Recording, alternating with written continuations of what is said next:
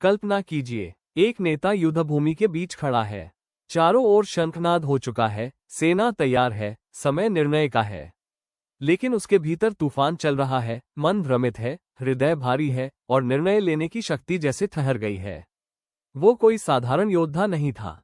वह थे महान, अद्वितीय और श्रेष्ठ धनुर्धर अर्जुन, जिनकी वीरता पर दुनिया को गर्व था। लेकिन उस क्षण वे स्वयं से ही संघर्ष कर रहे थे। भगवद गीता का अध्याय 3 केवल दर्शन नहीं है, ये कर्म, जिम्मेदारी और नेतृत्व की स्पष्ट सोच का एक श्रेष्ठ मार्गदर्शन है, जिसे हम कर्मयोग के नाम से जानते हैं। और उस समय भगवान कृष्ण ने कोई भाषण नहीं दिया, न ही उन्होंने उपदेश देने की कोशिश की। उन्होंने अर्जुन को समझाया, प्रश्न पूछने के लिए प्रेरित किया और संवाद के माध्यम से उनकी सोच को स्पष्ट किया। यह एक गुरु और शिष्य की बातचीत नहीं थी, यह एक वास्तविक नेतृत्व कोचिंग सत्र था, जहां एक भ्रमित नेता को निर्णय लेने की शक्ति वापस दी जा रही थी। आइए उसी संवाद को आज के नेतृत्व के संदर्भ में समझते हैं। प्रश्न और उत्तर की शैली में हम भगवद गीता के अध्याय 3 कर्म भाव को आधुनिक जीवन और नेतृत्व की दृष्टि से जानने का प्रयास करते हैं। अर्जुन वही पूछते हैं जो आज कई प्रोफेशनल सोचते हैं, अगर ज्ञान बड़ा है तो कर्म क्यों? If wisdom is superior, why should I act? Krishna Arjun से कहते हैं, पार्थ, निष्क्रिय रहना भी एक निर्णय है। कर्म से बचना भी कर्म ही माना जाता है। जीवन में निष्क्रिय रहना संभव ही नहीं है। निर्णय न लेना भी एक निर्णय होता है। अक्सर नेता पूर्ण स्पष्टता का इंतजार करते रहते हैं, सही समय आएगा, परिस्थिति बेहतर होगी, सब कुछ स्पष्ट होगा। लेकिन वास्तविक नेतृत्व वहीं शुरू होता है जहां व्यक्ति अनिश्चितता के बीच भी जिम्मेदारी उठाकर आगे बढ़ने का साहस करता है। भगवान कृष्ण समझाते हैं कि नेतृत्व का अर्थ केवल सही परिस्थितियों में कार्य करना नहीं, बल्कि कठिन परिस्थितियों में भी कर्तव्य निभाना है। स्पष्टता हमेशा पहले नहीं आती, कई बार स्पष्टता कर्म करने के बाद ही जन्म लेती है। अर्जुन दुविधा में है और पूछते हैं, कर्म योग क्या है? What is karma yoga? Krishna कहते हैं, पार्थ, कर्म करो, लेकिन परिणाम से अपनी पहचान मत जोड़ो। सच्चा नेता प्रयास पर ध्यान देता है, परिणाम पर नहीं। कर्म योग का अर्थ है अपना कर्तव्य पूरी निष्ठा और ईमानदारी से करना, लेकिन उसके परिणाम से आसक्त न होना। यानी कर्म करते रहो, पर फल की चिंता या अहंकार से स्वयं को बांधो मत। अर्जुन पूछते हैं, समझदार लोग भी गलतियां क्यों करते हैं? Why do capable people still struggle? Krishna कहते हैं, इच्छा और अहंकार बुद्धि को ढक देते हैं। कई बार समस्या क्षमता की कमी नहीं होती, बल्कि मन की उलझनों की होती है। इच्छाएं, तुलना, अहंकार और परिणाम की चिंता व्यक्ति की स्पष्ट सोच को कमजोर कर देती है। यहाँ मन की अस्थिर स्थिति के बारे में बताया गया है। जब मन अस्थिर होता है तो योग्य व्यक्ति भी सही निर्णय नहीं ले पाता।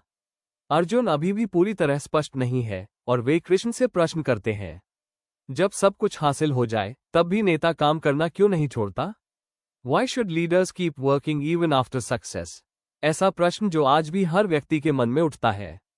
कृष्ण समझाते हैं, पार्थ, नेता केवल निर्देश नहीं देते, वे मार्ग दिखाते हैं। समाज वही सीखता है जो नेता करता है। इसलिए नेतृत्व शब्दों से नहीं, उदाहरण से चलता है। इसलिए कर्म करते हैं क्योंकि समाज उन्हें देखकर सीखता है। इसलिए कृष्ण कहते हैं, भले ही मुझे कुछ प्राप्त करना शेष नहीं है, फिर भी मैं कर्म करता हूं, क्योंकि मेरे कर्म ही दुनिया के लिए मार्ग बनते हैं। नेतृत्व शब्दों से नहीं, उदाहरण से चलता है। अर्जुन अभी भी दुविधा में है और प्रश्न करते हैं, What happens when leaders avoid responsibility? जब नेता जिम्मेदारी से पीछे हटते हैं तो क्या होता है? कृष्ण अर्जुन से कहते हैं, जब सक्षम लोग अपनी जिम्मेदारियों से पीछे हटते हैं, तब केवल एक व्यक्ति नहीं रुकता, पूरी व्यवस्था कमजोर होने लगती है। नेता का निर्णय ही नहीं, उसका मौन भी प्रभाव डालता है। कई बार नेता कुछ न कहकर भी संगठन को दिशाहीन कर देता है। नेतृत्व का अर्थ कठिन समय में आगे खड़े होना है, पीछे हटना नहीं।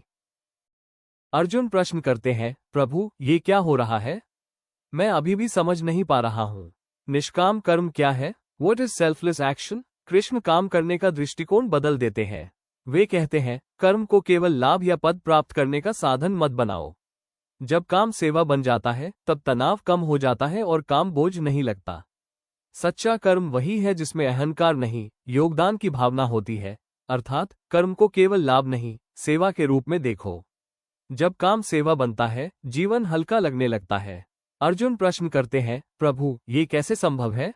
हम अपनी ही समझ के विरुद्ध क्यों कार्य करते हैं? Why do we act against our own wisdom? Arjun की उलझन देखकर कृष्ण एक गहरी बात बताते हैं, मनुष्य का सबसे बड़ा शत्रु बाहर नहीं, भीतर होता है। अनियंत्रित इच्छाएं और अहंकार धीरे धीरे विवेक को ढक देते हैं। तभी व्यक्ति जानता कुछ है लेकिन करता कुछ और है। यहाँ कृष्ण नेतृत्व का एक गहरा सिद्धांत समझा रहे हैं। मनुष्य का सबसे बड़ा शत्रु उसकी अनियंत्रित इच्छाएं हैं। अब अर्जुन का अगला प्रश्न संवाद को एक गहरे मोड़ पर ले जाता है। इच्छाओं को नियंत्रित कैसे करें? How do we control desires? यहाँ कृष्ण इच्छाओं को दबाने की बात नहीं करते। वे कहते हैं पहले उन्हें समझो, पहचानो, फिर नियंत्रित करना सीखो। जैसे एक नेता अपनी टीम को दिशा देता है, वैसे ही मन को अनुशासन की आवश्यकता होती है। अनुशासन बंधन नहीं है, वही असली स्वतंत्रता देता है। इच्छाओं को दबाना नहीं, समझना और नियंत्रित करना सीखो। अनुशासन ही असली स्वतंत्रता देता है। अर्जुन का अगला प्रश्न नेतृत्व और जीवन दोनों की सबसे बड़ी उलझन को सामने लाता है। सच्ची सफलता क्या है? What is true success? प्रभु, मेरा मन अभी भी अशांत है, कृपया मार्ग दिखाइए। कृष्ण सफलता की परिभाषा ही बदल देते हैं। वे कहते हैं सफलता केवल प्रशंसा, पद या उपलब्धियों का नाम नहीं है। सच्ची सफलता वह है जब व्यक्ति अपना कर्तव्य निभाते हुए भीतर से शांत रहता है। बाहरी जीत अस्थायी होती है, लेकिन आंतरिक संतुलन स्थायी होता है। अर्थात सच्ची सफलता बाहरी प्रशंसा नहीं, कर्तव्य निभाते हुए मन की शांति है। कल्पना कीजिए, युद्ध समाप्त हो चुका है, धूल बैठ चुकी है, शंख शांत हो गए हैं, लेकिन कृष्ण का संदेश आज भी उतना ही जीवित है जितना उस युद्ध भूमि में था। कृष्ण हमें याद दिलाते हैं कि हर युग में युद्ध बदल जाते हैं, कभी मैदान में होते हैं, कभी बोर्डरूम में, कभी जीवन के भीतर। हर नेता कभी न कभी अर्जुन बनता है, भ्रमित, थका हुआ, निर्णय के बोझ से दबा हुआ। और वहीं से नेतृत्व की असली यात्रा शुरू होती है, जब डर के बावजूद निर्णय लिया जाता है, जब सुविधा छोड़कर जिम्मेदारी उठाई जाती है, जब सफलता के बाद भी कर्म नहीं रुकता। कृष्ण का संदेश सरल है, नेता वह नहीं जो परिस्थितियों का इंतजार करे, बल्कि वो जो परिस्थितियों को दिशा दे। अपने कर्म को पूजा समझो, अपने निर्णय को उत्तरदायित्व समझो और अपने नेतृत्व को सेवा समझो। क्योंकि अंत में इतिहास पदों को नहीं याद रखता, इतिहास उन लोगों को याद रखता है जिन्होंने कठिन समय में मार्ग दिखाया। इसलिए आगे बढ़िए, कर्म करते रहिए, स्थिर मन, स्पष्ट उद्देश्य और निस्वार्थ भाव के साथ। यही कर्म योग है, यही नेतृत्व है और यही जीवन की सच्ची विजय है। शायद हम सभी जीवन में कभी न कभी अर्जुन बनते हैं, और नेतृत्व वहीं शुरू होता है जहां हम डर की जगह कर्म चुनते हैं।